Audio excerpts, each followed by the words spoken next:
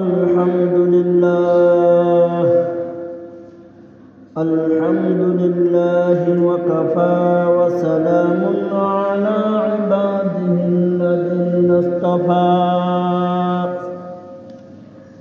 أما بعد فقد قال الله تعالى في كلامه المجيد وفرقانه الحميد أعوذ بالله من الشيطان الرجيم بسم الله الرحمن الرحيم إن عدة الشهور عند الله 12 شهرا في كتاب الله يوم خلق السماوات والأرض منها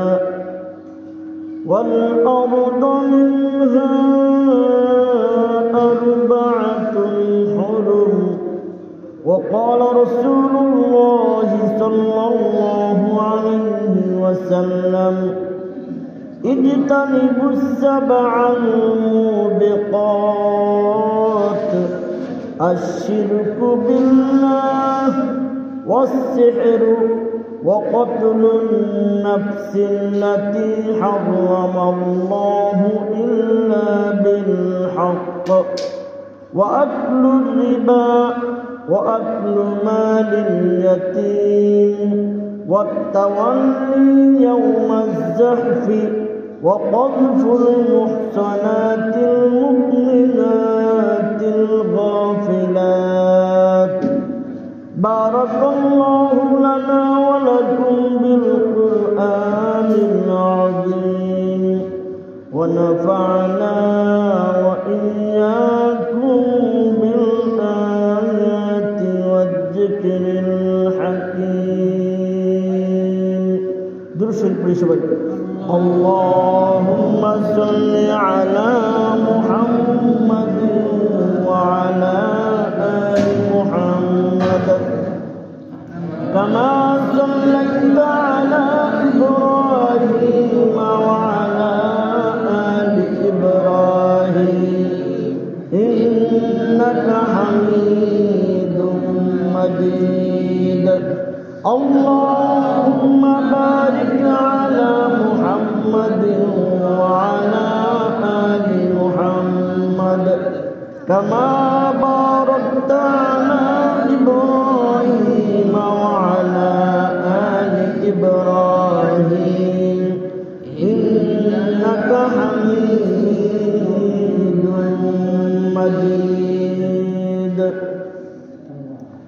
محترم حاضرین মহান আল্লাহ রব্বুল আলামিনের দরবারে অসংখ্য শুকরিয়া তিনি আমাদেরকে অত্যন্ত দয়া করে আজকে জুমার দিনে জুমার নামাজ আদায় করার পাশাপাশি কিছু দিনই আলোচনা করার জন্য শোনার জন্য পৃথিবীর সর্বশ্রেষ্ঠ স্থান মসজিদে আসার এবং বসার তৌফিক দান করেছেন এজন্য দিল থেকে কালিমাতা শুকর আদায় করি বলি আলহামদুলিল্লাহ।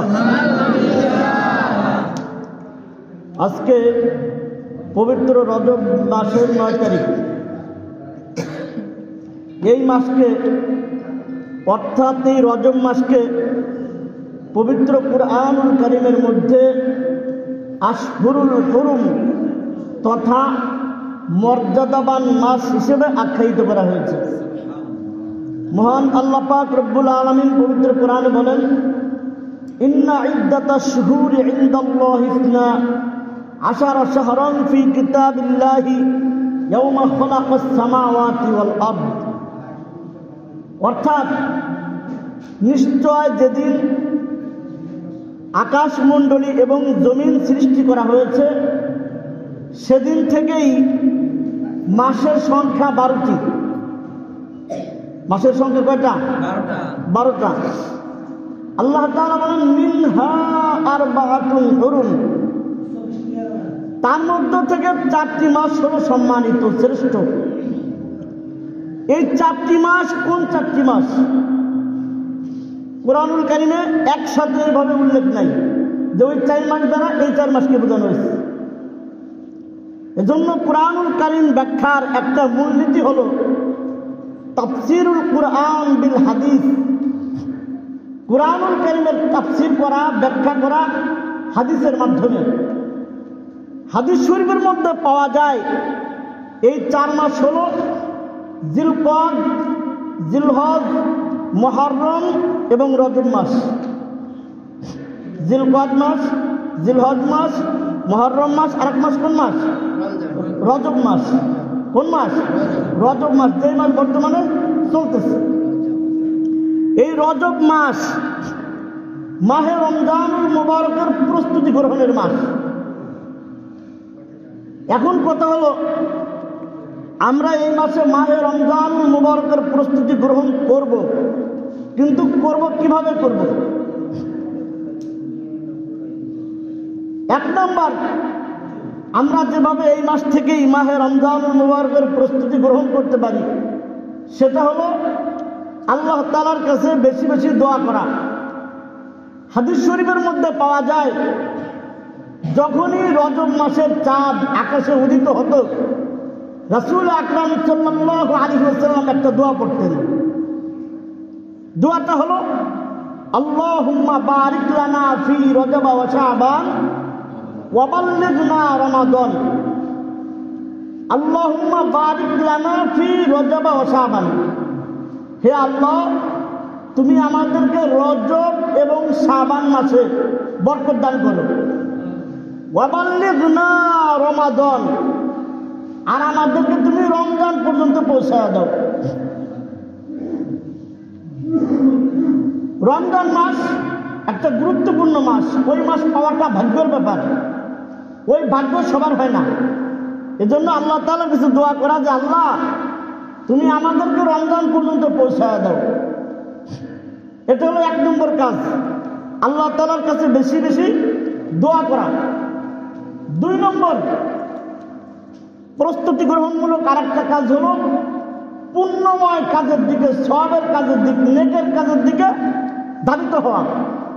বেশি থেকে বেশি নফল নামাজ, নফল রোজা, দান সদকা, কোরআন তেলাওয়াত করা, এইগুলোর প্রতি মনোযোগী হওয়া। এখন থেকে যদি আমি কিছু কিছু করে আমল করা শুরু করে দেই তাহলে রমজান মাসে আমার জন্য আমল করা সহজ হবে। আর এখন যদি আমি প্রস্তুতি গ্রহণ না করি, হঠাৎ করেই রোজা, হঠাৎ করেই সেহরি খাওয়া, ভোর রাত্রে উঠা, একটা কষ্টের ব্যাপার হয়ে দাঁড়াইতে পারে। এজন্য আস্তে আস্তে করে এখন থেকেই প্রস্তুতি গ্রহণ করা। বড় রাত আছে, ভোর রাত্রে ওঠেন, 2-4 রাকাত নামাজ কালাম পড়েন, তাহলে রমজান মাসে সেহরি খাওয়ার জন্য উঠা, তাহাজ্জুদ নামাজ পড়ার জন্য উঠা আপনার জন্য কষ্টের কারণ হবে না। এজন্য এখন থেকেই আস্তে আস্তে করে কিছু কিছু করে মানে সামনের দিকে অগ্রসর হওয়া, তাহলে রমজান মাসে আপনার আমার আমল করা সহজ হয়ে যাবে।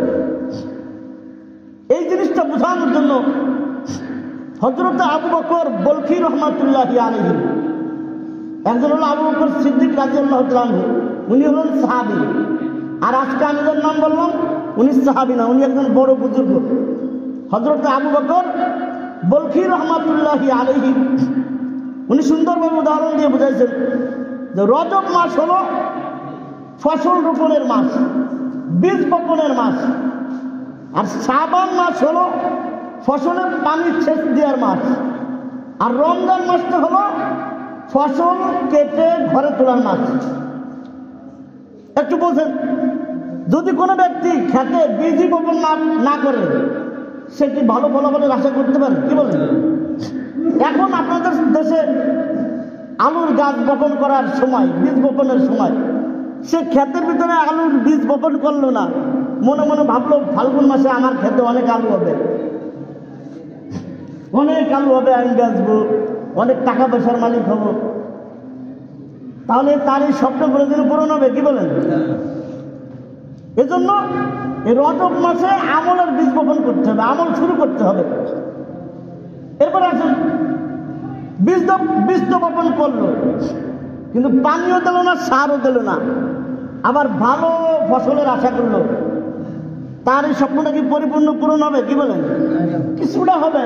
ওই যে বীজ লাগায় আসছে, এজন্য কিছু একটা পাবে। তো রজব মাসে আমল করলাম হিজ পরিমাণ, শাবান মাসে খেয়ালই করলাম না, তাহলে ফলাফল তো পরিপূর্ণ হবে না, আংশিক হবে। এজন্য এরপরে বলা হয়েছে যে রমজান মাসটা হলো ফসল ঘরে তোলার মাস। অর্থাৎ যদি এই 2 মাস মেহনত করা যায় আমলের পিছনে, তাহলে মাহে রমজান মুবারকে আল্লাহ তাআলার পক্ষ থেকে আমরা ভালো রকমের একটা পুরস্কার আমরা পাব। এজন্য এখন থেকেই আমাদের খেয়াল করে, এখন থেকেই আমলের প্রতি মনোযোগী হওয়া। এটা হলো রমজান মাসের প্রস্তুতিমূলক কাজের 2 নম্বর। আরেকটা কাজ আছে, সেটা হলো নেক আমলের পাশাপাশি গুনাহ বর্জন করার অনুশীলন করা।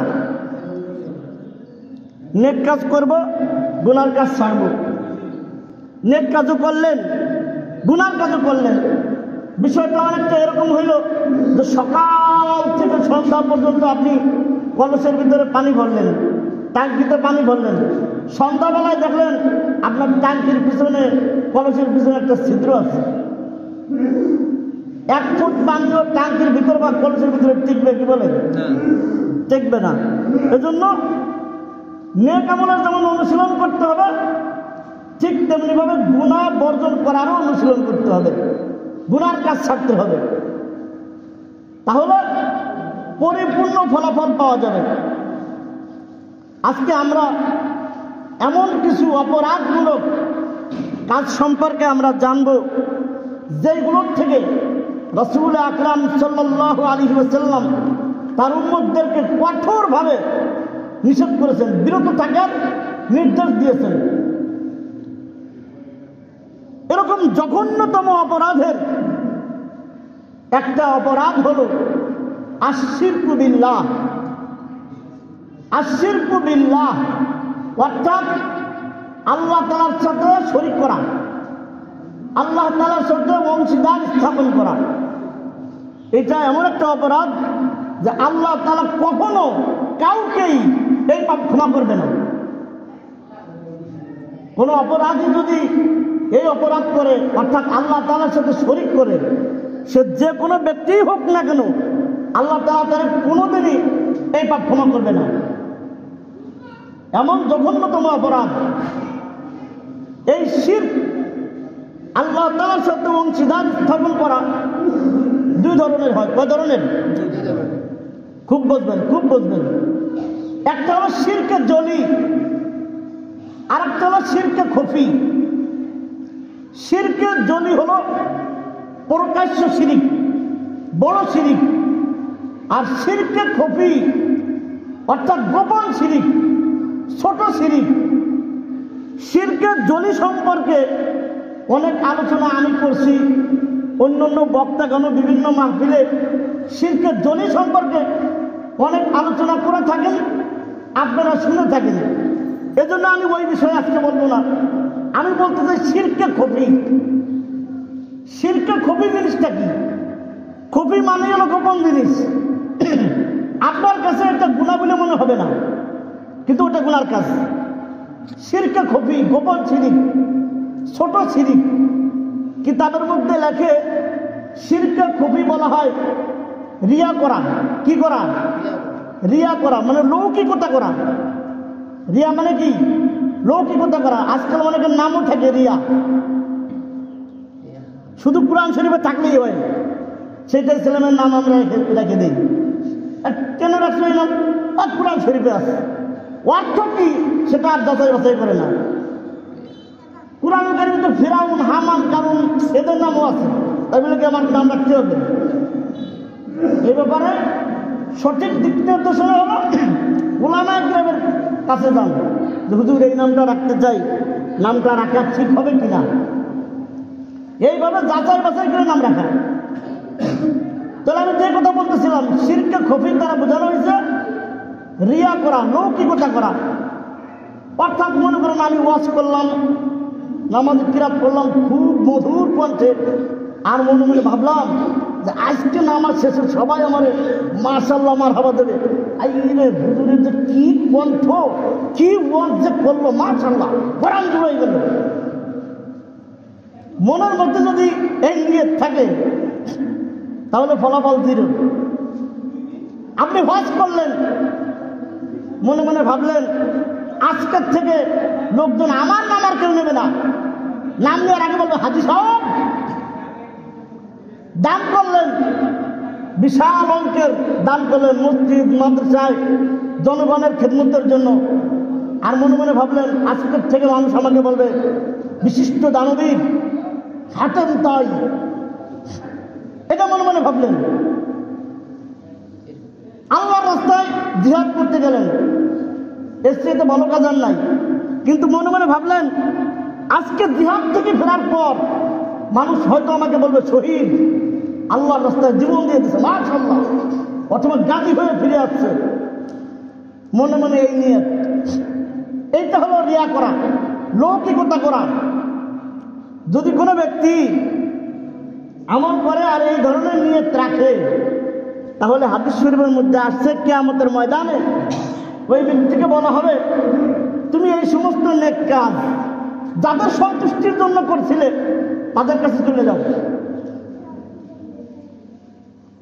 আমার সন্তুষ্টির জন্য তো তুমি করো নাই, আল্লাহ সন্তুষ্টির জন্য করো নাই, তুমি মানুষের বাহবা পাওয়ার জন্য করছো। অতএব যাও, মানুষের কাছে যাও, দেখো তাদের কাছে কিছু পাওয়া যায় কিনা। কিয়ামতের ময়দানে আল্লাহ ব্যতীত মানুষ কিছু দেওয়ার ক্ষমতা রাখবে কি বলেন? তার মানে মুশকিল আছে কিন্তু।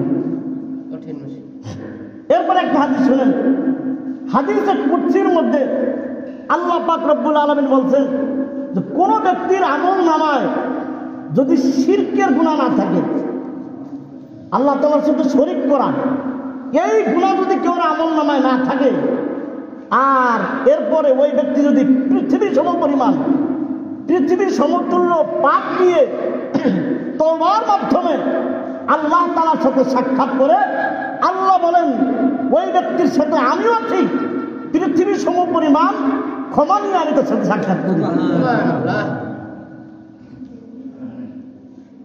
শিরিক নাই আমল নামায়, আল্লাহ ইচ্ছা করলে সব পাপ করে দিতে পারে, কিন্তু আমল নামায় শিরিক আছে। তাহলে যত ভালো কাজই করুক, দুনিয়ায় হয়তো কিছু একটা পাবে, কিন্তু আখিরাতে কিছু পাবে না। অনেক ইহুদি খ্রিস্টান অমুসলিম তারা অনেক খিদমত করতেছে না, দান করতেছে না, তাদের দান কি বৃথা যাবে? তাদের ফলাফল স্বরূপ আল্লাহ কিছু দুনিয়ায় দিয়ে দেবে, দুনিয়ায় আল্লাহ তাআলা তাদেরকে কিছু দিয়ে দেবে, কিন্তু আখিরাতে তাদের কোনো অংশ নাই। তাহলে একটা হলো শিরকের জলি, আর একটা হলো শিরকের খফি। আমরা অনেকেই শিরকের জলির থেকে, প্রকাশ্য শিরিক থেকে বেঁচে থাকতে বললেও এই শিরকের খফি থেকে বাঁচা আমাদের জন্য কঠিন হয়ে যায়। এই ব্যাপারে আমরা সতর্ক থাকবো। আল্লাহ তাআলা আমাদেরকে তৌফিক দান করুন। আসেন, আরেকটা জঘন্য পাপ হলো, অপরাধ হলো অহংকার করা। কি করা? অহংকার করা। কোনো ব্যক্তি যদি অহংকার করে, ভালো করে বুঝেন, কোনো ব্যক্তি যদি অহংকার করে, সেই অহংকারটা হতে পারে এলেমের অহংকার, জ্ঞানের অহংকার, আমি সবচাইতে বড় আলেম, আমি সবচাইতে বড় জ্ঞানী, এলেমের অহংকার। হতে পারে সেই অহংকার আমলের অহংকার, আমি সবচাইতে বড় আমলদার, আমার মতো তাহাজ্জুদ গুজারার এই এলাকায় কেউ নাই, আমলের অহংকার। হতে পারে সেই অহংকার সম্পদের অহংকার, আমি এলাকার মধ্যে সবচাইতে বড় সম্পদশালী। হতে পারে সেই অহংকার ক্ষমতার অহংকার, আমার চাইতে বড় ক্ষমতাধর আর কেউ নাই। এই যে অহংকার, এটা জঘন্যতম একটা অপরাধ। এই অহংকার যার ভিতরে একবার প্রবেশ করবে, যার ভিতরে একবার প্রবেশ করবে এই অহংকার, বুঝবেন যে তার ধ্বংস অতি সন্নিকটে। আগে কথাবার্তা একরকম ছিল, সম্পদ ছিল না, গ্রামের একজন নিরীহ ব্যক্তি নামে পরিচিত ছিল। আর এখন সম্পদ হয়েছে, অনেক সম্পদের মালিক, বাড়ি গাড়ির মালিক, এখন কথার সুর ফেলতে গেছে। এখন আর ওলট করে গুণের কথা কয় না, যখন যা মুক্তি আছে, যার ব্যাপারে মুক্তি আছে, তখনই সেটা মেরে দেয়। অহংকার ভিতরে ঢুকছে। যখনই অহংকার কারো ভিতরে প্রবেশ করবে, বুঝে নেবেন যে ওর ধ্বংস অতি সন্নিকটে, ওর ধ্বংস অনিবার্য হয়ে গেছে। দেখেন, ফিরাউন এক সময় ছিল তরমুজের ক্ষেতের কামলা। হিস্ট্রি আছে, অনেক বড় ঘটনা, ওইখানে যাবো না। একটা পর্যায়ে তো অনেক সম্পদের মালিক হইল। সম্পদের মালিক হওয়ার পর এখন আর পিছনের কথা মনে নাই। সে বলল কি, মা আলিমতু লাকুম মিন ইলাহিন গায়রি, কুরআনুল কারীমের মধ্যে আসছে যে আমার জানা মতে আমি ছাড়া তোমাদের আর কোনো ইলাহ নেই। নাউযুবিল্লাহ মিন যালিক। আমার জানা মতে আমি ছাড়া তোমাদের কোনো ইলাহ নাই, আল্লাহ নাই। নাউযুবিল্লাহ মিন যালিক। অন্য জায়গায় সে বলল, অন্য জায়গায় আসছে কুরআনুল কারীমে, আমি সবচেয়ে বড় খোদা, আনা রাব্বুকুমুল আলা, আমি তোমাদের সবচেয়ে কি বড় খোদা। আল্লাহ তাআলা এই ফিরাউনকে নীল নদের চুবায়ে তারা শেষ করছে। নীল নদের মধ্যে ইঁদুরের মতো, ইঁদুরের চুবনি খাওয়া দেখছেন? ইঁদুরের মতো চুবায়ে ওরা খুদাগিরি করার সাপ মিটাই দিচ্ছে আল্লাহ তাআলা। খুদাইগিরির সাপ মিটাই দিচ্ছে। আর আল্লাহ তাআলা ওর মৃত্যু দেহটাকে মিশরের জাদুঘরে সঙ্গী বানায় রেখে দিচ্ছে। কেন রেখে দিল? কিয়ামত পর্যন্ত যত অহংকারী এই পৃথিবীতে আসবে আর ক্ষমতার দাপট দেখাবে, যাতে করে ওই ফিরাউনকে দেখে দেখে শিক্ষা গ্রহণ করতে পারে। নমরুদ সেও খোদা দাবি করছে। সে এক সময় বলে বসলো সে আল্লাহ তাআলার সাথে যুদ্ধ করতে চায়। নাউযুবিল্লাহ মিন যালিক। কার সাথে যুদ্ধ করতে চায়? আল্লাহর সাথে যুদ্ধ করতে চায়। এরও আল্লাহ তাআলা ল্যাংড়া মশার মাধ্যমে যুদ্ধ করার স্বাদ বুঝাই দিচ্ছে। কারণ এর পিছনে অনেক ঘটনা আছে, আমি সেগুলো বলতেছি না, আমি শুধু বোঝানোর জন্য বলতেছি। কারণ অনেক সম্পদের মালিক ছিল না আপনাদের সমাজে? অনেক সম্পদের মালিক। সে কারণে অহংকার করলো এক সময়, বলে এই সমস্ত সম্পদ আমি আমার মেধা দিয়ে অর্জন করছি, এই সম্পদ আল্লাহ দিয়েছে, এই জিনিসটা সে ভুলে গেছে। বললো এগুলো আমার মেধা দিয়ে আমি অর্জন করছি। আল্লাহ তাআলা পবিত্র কোরআনে বলছেন, ফাখাসাফনা বিহি ওয়া বিদারিহিল আরদ।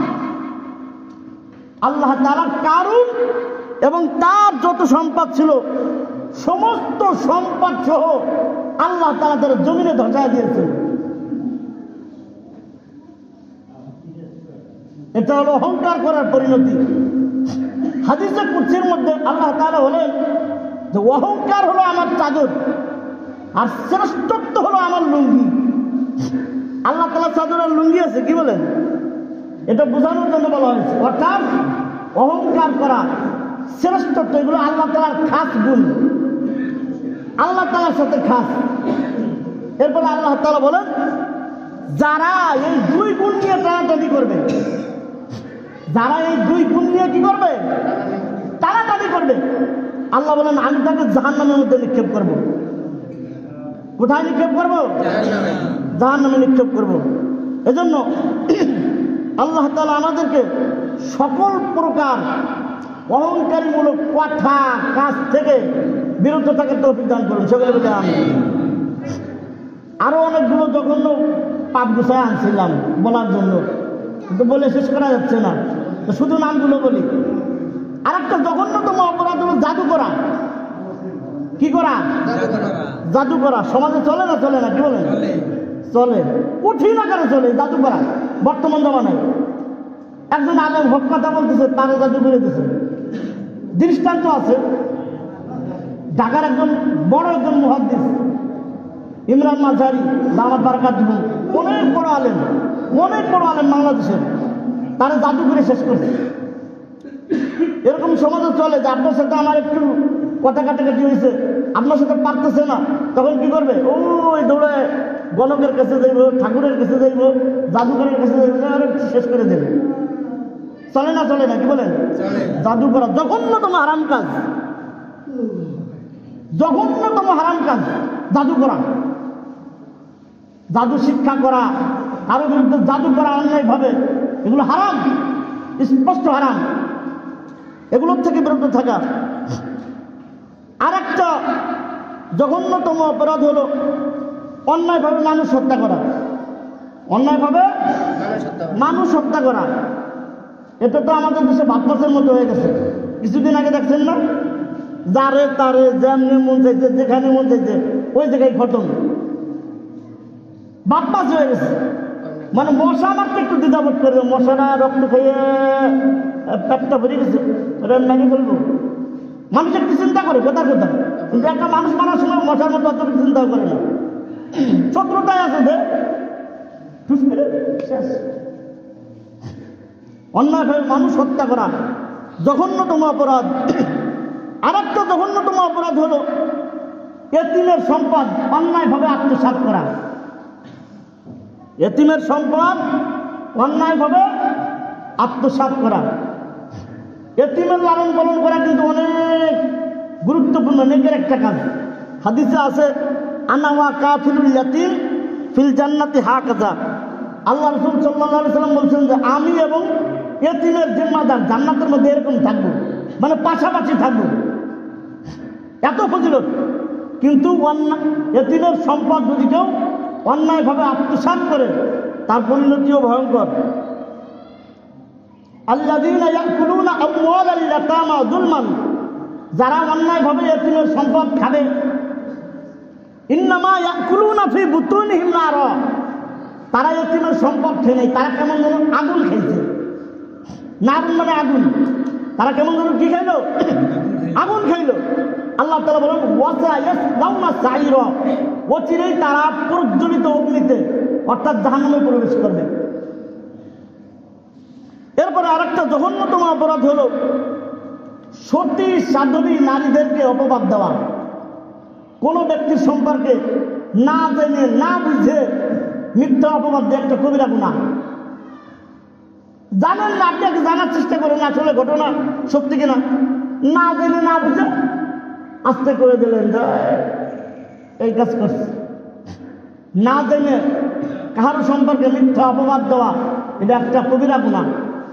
আর কোনো ব্যক্তি যদি কোনো নারীর উপরে মিথ্যা অপবাদ দেয়, আর সে যদি সেটাকে প্রমাণ না করতে পারে, যদি এই দেশে ইসলামী শরীয়ত থাকতো, ইসলামী শরীয়ত খিলাফত যদি এই দেশে থাকতো, তাহলে ওই ব্যক্তি যে মিথ্যা অপবাদ দিচ্ছে, এজন্য তাকে 80 বার ব্যক্তিঘাত করতে হতো।